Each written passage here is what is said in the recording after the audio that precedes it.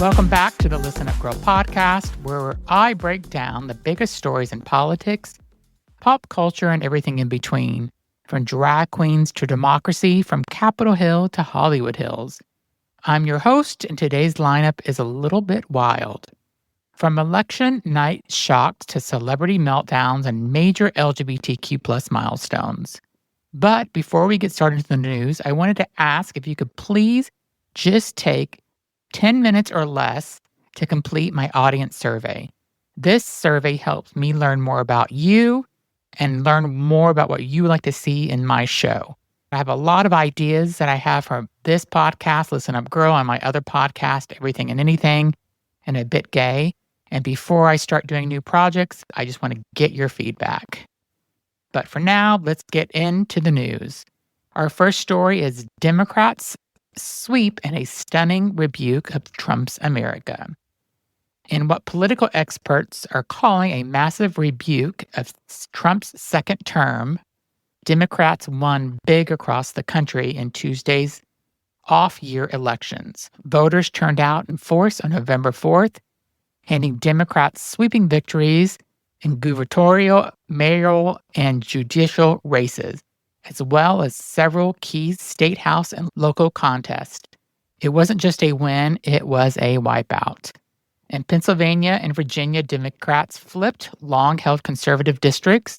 In New York, progressive candidate Mayor Mamdani made history as the city's new mayor, unseating his Republican rival with a campaign focus on inclusion and social reform. And in several states, progressive ballot measures, including one expanding voter protections, passed overwhelming margins. Analysts say this wave represents a growing public fatigue with Trump administration's polarizing rhetoric and cultural wars. Even some Republican strategists admit the results signal a deeper voter rejection of Trumpism without Trump himself on the ballot. So yeah, it's not just another election night, it's a message from the American people. Enough is enough. This next story is about Debra Messing melting down online after the New York City elections. Basically, Debra Messing is a complete mess. Debra Messing is facing a major backlash after unleashing nearly 100 controversial Instagram stories in just one day, many of them filled with racist and Islamophobic memes targeting newly elected New York City Mayor Mamdani. The post came after he won. He's a Muslim and a progressive Democrat and was declared the winner in a historic landslide victory. Fans are shocked by Messing's sudden shift to the far-right rhetoric, accused her of going full MAGA overnight. Social media erupted with one former follower saying, "This isn't the Debra Messing who once fought for equality. This is someone who lost in conspiracy land." Messing not issued an apology or statement, but the fallout is fierce. From Hollywood insiders, says that she's been dropped from the least one upcoming project. It's a stark reminder in today's social media world, a single night of rage posting can take down an entire brand. And I want to just say, I've seen other people that I am even friends with have been saying all this. I want to call it racist, even though they may not see it that way, but it's definitely Islamophobic. And they're saying all this stuff that they referred to him as part of 9/11 and all this because he's a Muslim. I mean, it's ridiculous to say that. People need to stop and just think what they're saying. And if you are a racist person and you want everybody to know you're racist or Islamophobic, then keep posting it. Let people know who you really are. My next story is JD Vance gets read the filth on I've Had It podcast, which I love this podcast. U.S. Vice President JD Vance is catching strays and maybe a little shade after podcaster Jennifer Welch roasted him on her hit show I've Had It. Welch tore into the conservative politician after an alleged college photo surfaced showing Vance in drag. Her take, brutal. She called him a failed drag queen, adding that he wanted to be a drag queen but wasn't fabulous enough. She went further, arguing that many MAGA men behind anti-LGBTQ plus rhetoric while secretly wrestling with their own identities. In her words, they browbeat everybody all day long and then they get on Grindr at night.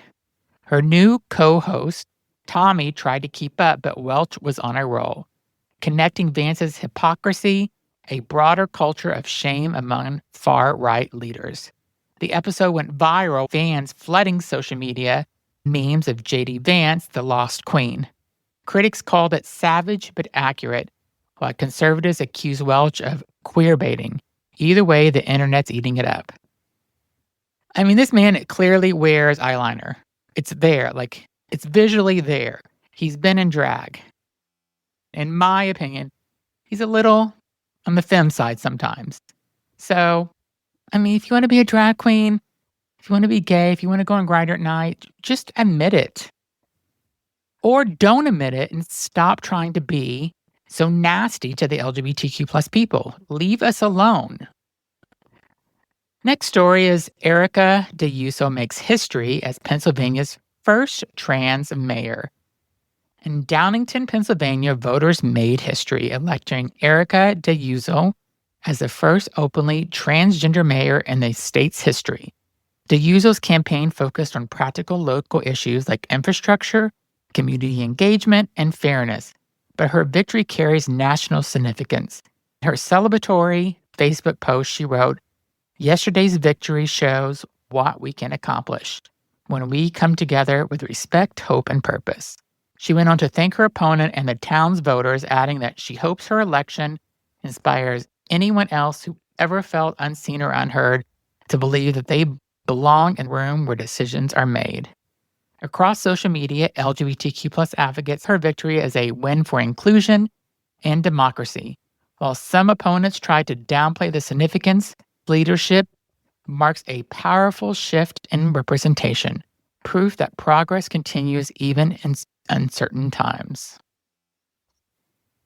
Next, Nancy Pelosi announces retirement, and it's the end of an era. After decades as one of the most powerful women in American politics, Nancy Pelosi is stepping down. In a video message released Thursday, Pelosi announced that she will not seek re-election in 2026, ending a congressional career that began in 1987. The 85-year-old lawmaker served as the first female Speaker of the House and became a defining figure of Democratic leadership for 2 decades. Pelosi thanked her city and her supporters, saying, "San Francisco, know your power. You've made history, you've made progress, and now you must continue to lead." Her departure comes as a blow to advocates of LGBTQ plus rights. In August, she reaffirmed her commitment to restoring gender-affirming care for trans youth, flying the transgender flag outside her office as a show of support. Pelosi's retirement closes a monumental chapter, but her influence on equality and progress will echo for generations. Next, we go to the Housewives, where Kyle Richards finally opens up, kind of, about her sexuality. Reality fans, get ready, because Kyle Richards, the housewife of Beverly Hills, is finally addressing those swirling rumors about her sexuality. In the season 15 trailer, Richard jokes that she could go Brad Pitt or Angelina Jolie, sending fans into a frenzy. This comes 2 years after she appeared on Morgan Wade's music video, Fall in Love with Me, which fueled speculation about the romantic relationship between the two women. During the last season's reunion, Kyle admitted the situation made her question things for the first time. She said, "I started thinking, is this a crush? Maybe I'm not seeing something." Now, with the new season dropping December 4th, Bravo fans are gearing up for what it looks like the most personal and maybe revealing chapter in Kyle's long TV career. Whether she's coming out, questioning, or just having fun with the rumors, one thing's clear: everyone is talking about it. Next, George Santos, which we're talking about again, melts down again. And he's back. The former Congressman George Santos is once again proving that chaos is his brand. The recent released federal felon took to social media Tuesday night to unleash an explicit rant at Republican radio host Curtis, who lost his bid for the New York City mayor. In the now deleted post, Santos wrote, "Fuck you, Curtis. I hate you, your dumb wife, and the stupid beret of yours, and all your fucking cats." It's a lot, but also a par for the course for Santos, who lied his way to Congress back in 2023, has become a walking meme. The internet responded accordingly, with one user writing, "Santos has finally gone from political scandal to performance art. He needs the attention. He craves it." My last story is Nancy Mace's questionable joke about Lindsey Graham. Another Republican lawmaker making headlines for all the wrong reasons. Representative Nancy Mace, Republican of South Carolina, is facing backlash after posting what appears to be a homophobic joke about her fellow South Carolinian Senator Lindsey Graham. After Graham criticized her for an airport tantrum that went viral, Mace fired back on X, saying, "Interesting, Lindsey all of a sudden wants to talk about women," followed by a monocle emoji implying there's something closer to look at.